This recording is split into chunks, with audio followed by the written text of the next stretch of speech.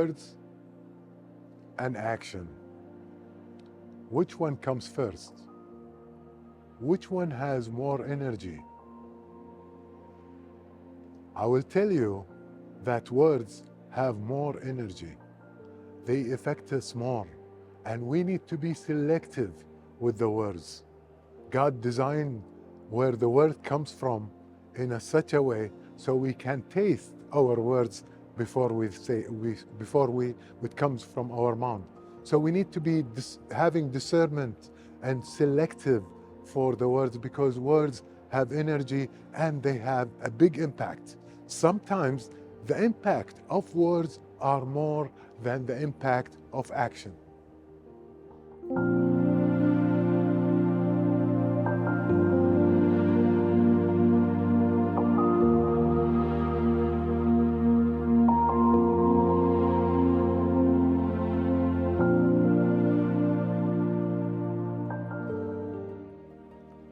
When one talks about action or talks about words, I believe there is something that comes before that, because our mind generates thoughts, and based of these thoughts, we have some sort of feeling, and the feeling turns into words.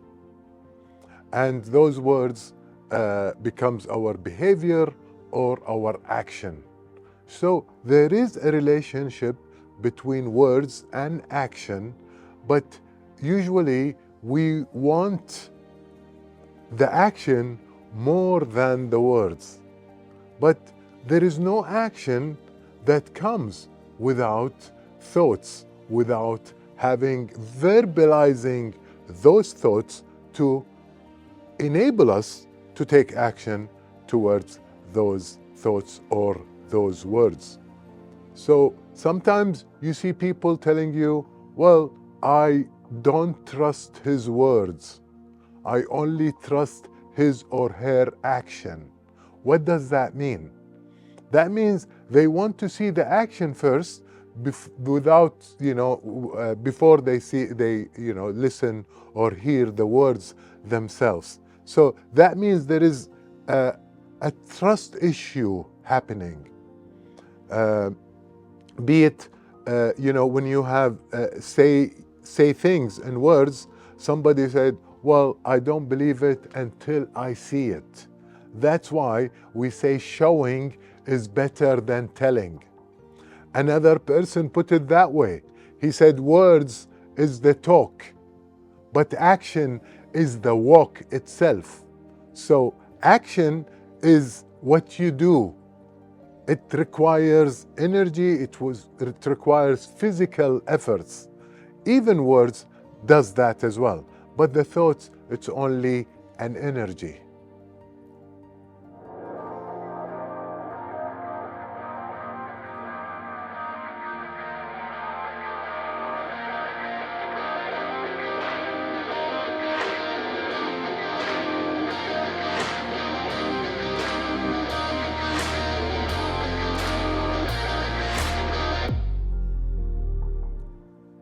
Previously, I told you that the words are energy. Even thoughts are energy. And that energy, that means they vibrate and people can see it. That's why we have some sort of feeling. Before the person comes or call, you say, I thought about that person and they called. So that's energy. And we don't see it. It's not physical, it's metaphysical. And it will really, really help us to understand how we say our words. And with God creation, because words comes from our mouth, it goes through our taste buds and our tongue. So, and that's an indication that, not any words should come from our mouth. We should be selective, extra selective of the words that comes through our minds, because words are abounding and words have energy, and they can change the physiology of the human being, of the person who is listening or hearing those voices or those words. Therefore, your action will determine the authenticity of the words that you have. Sometimes we say things, but we do the opposite, and that reflects on our integrity. So what you need is basically to, they say, put your mouth where it belongs. Meaning, you don't say things and you do the opposite, because that will make you a hypocrite. So really focus and think of any words before it comes to from your mouth, because it can mean, or somebody else can take it as action. Never mind, even though we say action speak louder, as we said, than words, but action should start with words. Your internal dialogue will make it an action, and be it.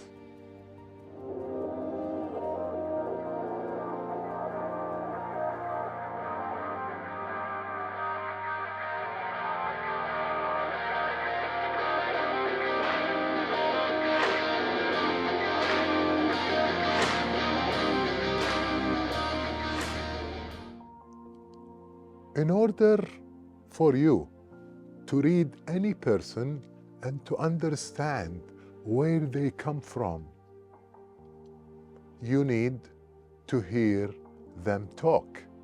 And the more they talk, the more they reveal what's in their mind. But if you want to know what's in their heart, usually you need to see the action that they are doing, their behavior, how they are behaving. It's like previously we talked about the body language and how we communicate. Body language, the action is the body language, and the words are only the words, although the words are effective and can change the physiology of the person who received them. So action is the heart, and words are the language of the mind.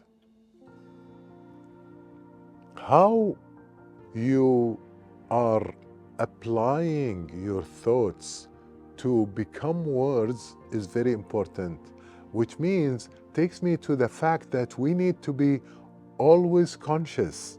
When we talk about attentive listener or active listener, it's all about being aware and living the present, and really listening to the words that are coming from the other person. Only then you can understand where they come from, what they want to say, and how their behavior will be. Totally different than action, but it comes again before any action that we want to do or take.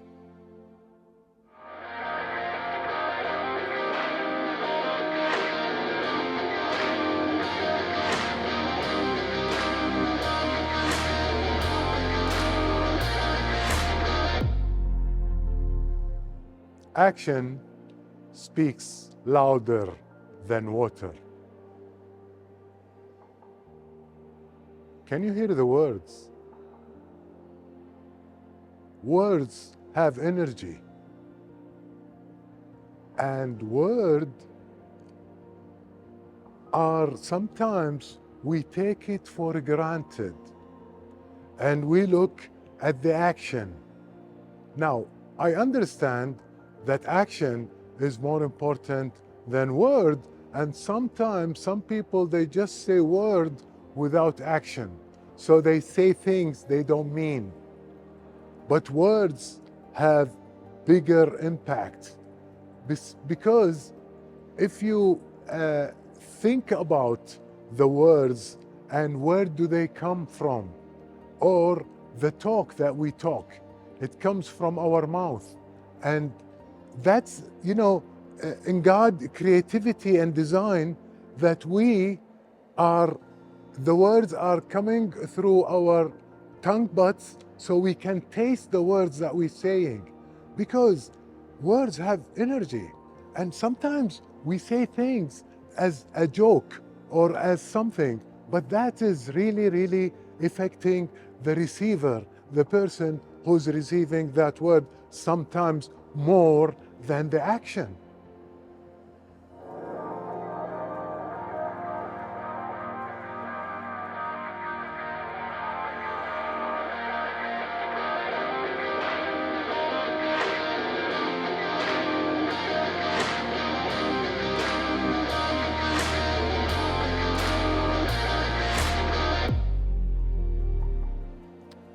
Tip number one, really taste the word that you say before you say it, because it's coming from your mouth. So be careful, because word can change the course of your life.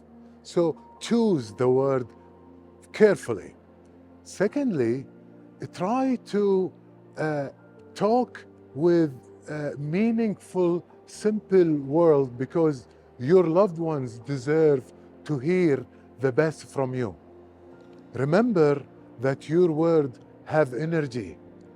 They can make or break the person. So choose wisely and pause before you say any words, and match your actions to the words that you are saying.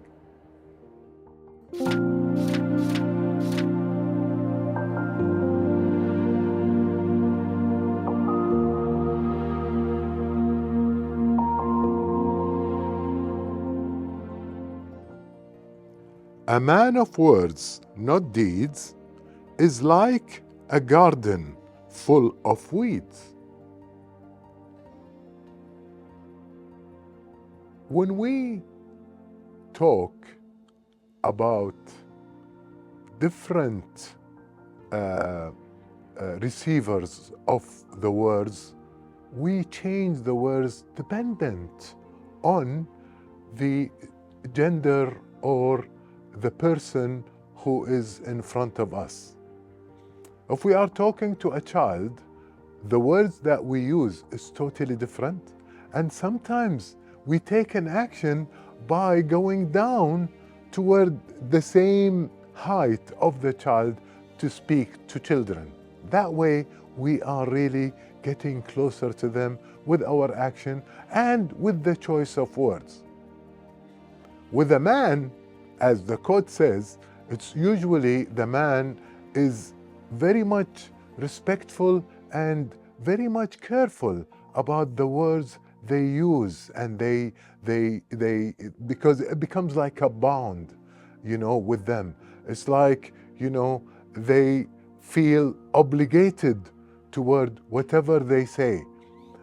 With the ladies, it's a bit different, because I think the emotional part of ladies are totally in different way. Because of our culture, ladies are emotional and they just say whatever they say without sometimes meaning it. So, having that understanding about the differences and about what they meant is very important. So don't take any lady's words for, I don't want to say seriousness, but, be a little bit flexible when listening to the ladies, because with their emotion, if the emotion is high, they can say words that they don't mean. And you take it as, no, they mean it, and then you will end up with having some sort of issues or conflict because you have misinterpreted the words that they say.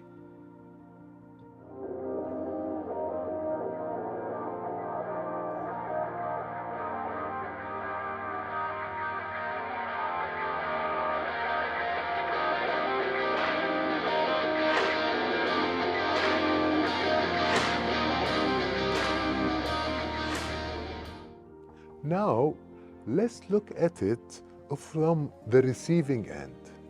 You receiving the words. And how convincing is the words that you are receiving? Do you judge the words that are coming to you? And do you when you judge, sometimes what happens, you're not listening to all the words. Do you put care in listening to being attentive to the words that are coming to you? Do you stay calm when you are with somebody who's when you are listening deeply or actively? Do you stay calm and clear your mind without thinking too much, so you receive the words as they are, without any judgment, without any interpretation that belong to maybe your background, your culture, your all these things that are in there? So be careful when you are listening and not to add stuff from your own knowledge or your own skills or your own attitude to the understanding of these words. And sometimes what we say is that, no, it's the action. I will not be convinced until that person shows me. So show, don't tell. We always say show, don't tell. Sometimes, we feel like, I want to say to my friend Abu Johar that I want to buy him a gift. I'm traveling, I want to buy him a gift. And then I promise him that I'm buying him a gift. But when I go there, I'm looking for the gift. I don't have the time and I don't buy the gift and I come empty-handed. How do I look like in front of my friend when I promised him?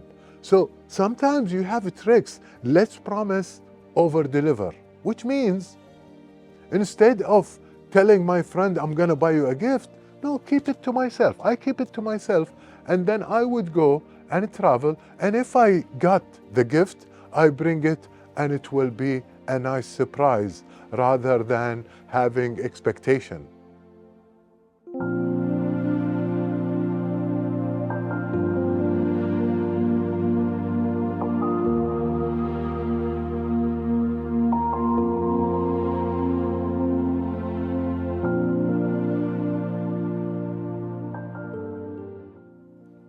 Now, we talked about, male, female, kids, but words and action within the family, it's totally different. It has its own feel, it has its own emotion, it has its own culture, its own way, depending on the type of family we are in. Sometimes, some families, they will not allow the kids to give them feedbacks. I mean the parents. They will not allow the wife, for example, or the spouse to talk about certain things because the man feels that this is his way, or this is his action, or this is belong to his role, not to their role. And then we always say, if you get people committed with you, and we said before that family is a team, you want your team to be committed, you want them to be as well involved in taking the decision, you want them to give you feedback, you want them to feel free to voice their voice. You want, even for your kids, you want to teach them to voice their voice and to give them the extra that they need, so they are able to talk and they are able to say no when they need to say no. I've always told my wife that, it's better for my children to say no to me in the house rather than I said, no, how can you say no to me? And then outside the house, they will not be able to say the word no for any action that they are asked to be done, especially if that action is against their belief system or against their attitude, they can say no, even to their friends in school, at work, wherever it is. They can say no because I've helped them create their own voice, and they can say whatever they need to say in the time they need to say it, without having any type of filters or type of gaps between us and our kids.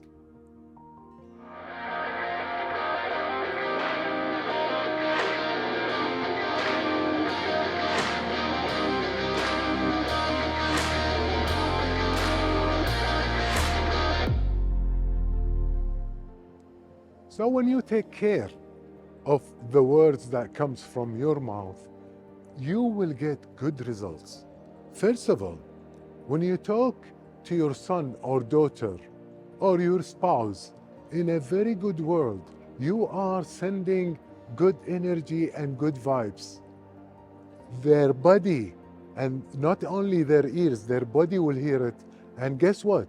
Our body is 70% water, and water get affected by the words and by the energy of the words.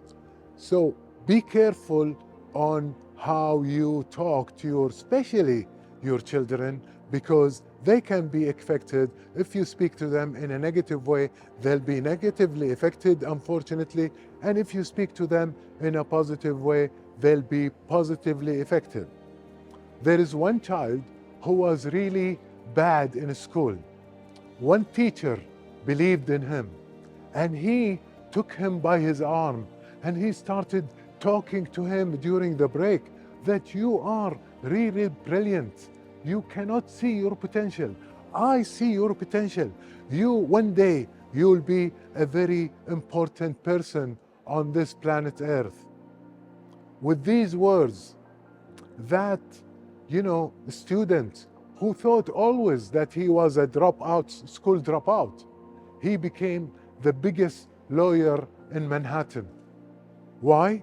Because his teacher believed in him. Sometimes your father believed in you. Sometimes a friend believes in you, and he would say one word that will change the course of your life, hopefully for the better. The second results that you get from talking good, you will get God blessing, because you are spreading peace, love, and happiness to the universe with the words that you are using. As I told you, words are energy, and energy, it travels, and it can hit anybody. And in the old days, they used to say, words hurts more than action. When you hit somebody or when you tell them a bad word, they keep it in their mind.